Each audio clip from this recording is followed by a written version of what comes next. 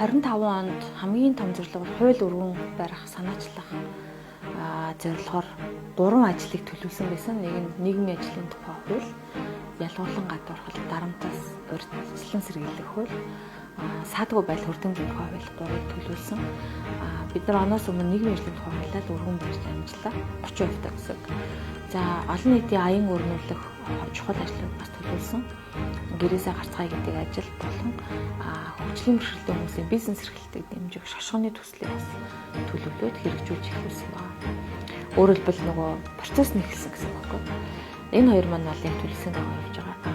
25 онд маш том, маш чухал нэг зүйл бол хийсэн юу вэ гэхээр Монгол Ардын нам дэрэгдээ удирдах зөвлөлийн дэргэд хөгжлийн бэрхшээлтэй хүний гэлтгүй ер нь ахмад настан хүүхдүүд нийгмийн бусад бүлгүүдэд ээлтэй байх нийгмийн бүрдүүлэх зорилгоор бодлогын ороо байгуулсан. Бүртэмж тэгш оролцооны бодлогын ороо байгуулсан.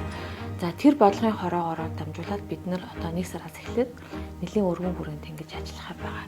Хэрэг улс төрийн эрхийг биелүүлж, улс төр эрхийг хангагдаж чадах юм бол саяны яриад байсан бусад одоо эрүүл мэндийн цоролцоо, хөгжих, нийгмийн оролцоо бүх эрхүүд араасаа ингээд галт тэрэгний цугаар шиг ингээд явах юм учиртай зөв тогтолтой байхгүй. Тэгэхээр энэ өнцгөөс харуул маш амжилттай. Энэ зөвхөн одоо саран жуулууны хийсэн ажил гэдэг юм уу гэхээсээ илүү ер нь Монголын түүхэнд Монгол одоо ардын намын хувьд анх удаа ийм одоо ажил хийж байгаа гэдэг нь онцлмоор байгаа гэсэн.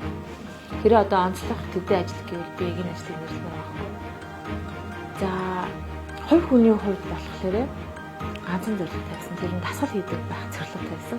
Өглөө болох босоод нэг одоо дандаа суугаа ажиллаж байгаа учраас нуруу хүзүүний одоо зовёроо багасгах зорилго дасгал хийж сурах зорилго тавьсан. Нэлээд тэрийг хийдэг болоод нуруу хүзүүний зовёроосаа таслаа хийдэг өдрөө болцсон.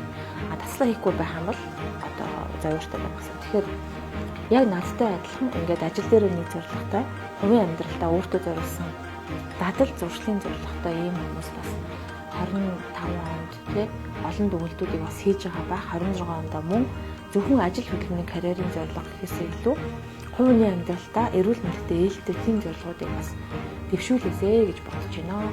Гишүүн босноос хойш одоо бидний багийн энэ хуудастай үргэлж хамт байдаг. Бидний мэдээлэлийг дандаа одоо сонсож санал хандлаа илэрхийлдэг тий бүх одоо хүмүүстэй шинэ оны мэдрээ тэгээд хүн шинэ оноор өнгөрсөн жил юу болов гэдэг дүгнэлтээс гадна эрэгчлийн төлөвлөгөөг гаргахтаа өөрийнхөө эрүүл мэндийг бити мартаарай. Тэгээд сайхан баярлаарай гэж хэлье. Шинэ оны мэнд хүргэе.